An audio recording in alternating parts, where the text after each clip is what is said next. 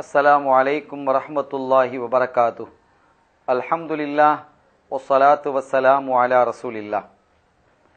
சங்கைக்குரிய பெருமக்களே, இஸ்லாமியத்தில் சிறந்தது எது என்று ஒருமுறை நபிகள் கண்மணி ஸல்லல்லாஹு அலைஹி வஸல்லம் அவர்களிடம் கேட்கப்பட்ட போது சலாம் சொல்வது, உணவளிப்பது என்று அவர்கள் குறிப்பிட்டு காட்டினார்கள்.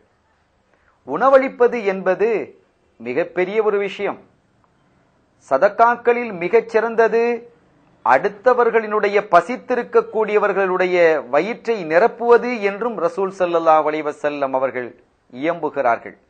எனவே பசித்திருக்கும் வயிற்றை நிரப்புவதும், விருந்தளிப்பதும், உணவுகள் வழங்குவதும், அன்னதானம் தருவதும் இருக்கிறதே, அது இஸ்லாமியத்தில் மிக வலியுறுத்தப்பட்ட ஒரு இபாதத்தாக கருதப்படுகிறது.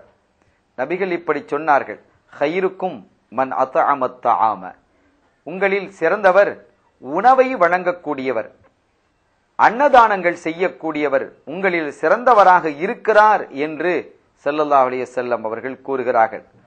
ஒருவன் தன்னுடைய சகோதரனுக்கு உணவளித்து பசியை போக்குகிறான், அதுபோன்று அவனுக்கு தாகத்தை நிற்க தண்ணியை தருகிறான்.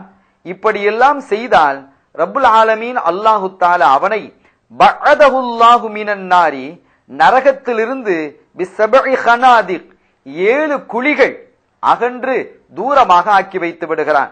ஒவ்வொரு குழிகளுக்கும் இடையிலே 500 வருஷ நடை தூரம் இருக்கிறது.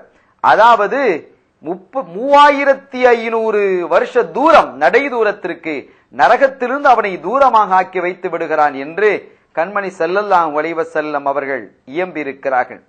ஒரு விருந்தாளி வருகிறார். நபிகள் ஸல்லல்லாஹு அலைஹி வஸல்லம் அவர்கள் இந்த விருந்தாளியை யாராவது அழைத்து செல்கிறீர்களா என்று கேட்டபோது சய்யிதுனா அபூ தல்ஹா ரலியல்லாஹு தஆலா அன்ஹு அவர்கள் நான் அழைத்து செல்கிறேன் என்று அவர்கள் அழைத்து செல்கிறார்கள். வீட்டிலே குழந்தைகளுக்கு உண்டான உணவு மாத்திரமே இருக்கிறது.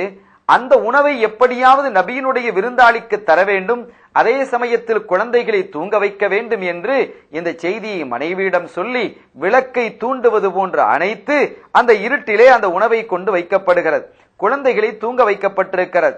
இருக்கும் உணவு வந்திருக்கக்கூடிய விருந்தாளிக்கு மாத்திரமே போதுமானது என்பதால் இவர்களும் கூட அமர்ந்து உணவு உண்பது போன்று பாசாங்கு செய்தார்கள். இரவிலே அந்த இருட்டிலே அவர்கள் உண்ணுகிறார்களா இல்லையா என்பது தெரியாது. எனவே இப்படி பாசாங்கு செய்து நபியினுடைய விருந்தாளியை நிறைவாக ஆக்கி அனுப்பினார்கள். இந்த காரியத்தை அல்லாஹு தஆலா பார்த்து சிரித்தான் என்று நபிகள் ஸல்லல்லாஹு அலைஹி வஸல்லம் அவர்கள் மறுநாள் குறிப்பிட்டு காட்டுகிறார்கள். தங்களுக்கு தேவை இருந்த போதிலும் ஒலோகான பிஹிம் ஹசாசா, அவர்கள் அடுத்தவர்களினுடைய தேவையை பூர்த்தி செய்யக்கூடியவர்களாக இருக்கிறார்கள் என்று அந்த அன்சாரிகளை குறித்து அல்லாஹ் குறிப்பிடுகிறான். அதுபோன்று நாளை மறு உலகத்தில் ஆதமினுடைய மகனே ஒரு மனிதனை பார்த்து கேட்பான், நான் பசித்திருந்தேன், ஜஅது ஃபலம் யுத்இம்னி ஃபலம் துத்இம்னி, எனக்கு நீ உணவு தரவில்லையே என்று கேட்ட மாத்திரத்தில் நீயோ ரப்புல் ஆலமீன் உனக்கென்ன பசி இருக்கிறது என்று மனிதன் கேட்பான். இந்த ஏழை பசித்தவனாக இருந்தது உனக்கு தெரிந்தது, அப்படி தெரிந்தும் நீ உணவளிக்காமல் இருந்தாய், உணவளித்து இருந்தாய் அது எனக்கு உணவளித்தது போன்றே ஆகியிருக்கும் என்று அல்லாஹ் சொல்லி காட்டுவான். எனவே அதுபோன்று ஏழைகள் விடப்பட்ட விருந்து இருக்கிறதே, அது நல்ல விருந்து அல்ல என்றும் நபிகள் குறிப்பிடுகிறார்கள். எனவே ஏழைகளுக்கு விருந்தளித்து விருந்து உபசாரங்களை முறையாக செய்வோமாக. அதன் மூலமாக நம்முடைய இல்லங்களில் அல்லாஹ் விசாலத்தையும் பரக்கத்தையும் தருகிறான் என்பது மிகப்பெரிய சான்றாக பல ஹதீதுகளின் வாயிலாக உறுதிப்படுத்தப்படுகிறது. எனவே அந்த வகையிலே ஏழைகளுக்கு உணவளித்து பசித்தவர்களுக்கு உணவு தந்து நபி வழியை பின்பற்றி நடப்போமாக. எல்லாம் வல்ல அல்லாஹ்வின் அருளையும் ஸல்லல்லாஹு அலைஹி வஸல்லம் அவர்களது ஷஃபாத்தையும் பெறுவோமாக. வாஹிரு தஅவானா அல்ஹம்துலில்லாஹி ரப்பில் ஆலமீன். வஸ்ஸலாமு அலைக்கும் வரஹ்மத்துல்லாஹி வபரகாத்துஹு.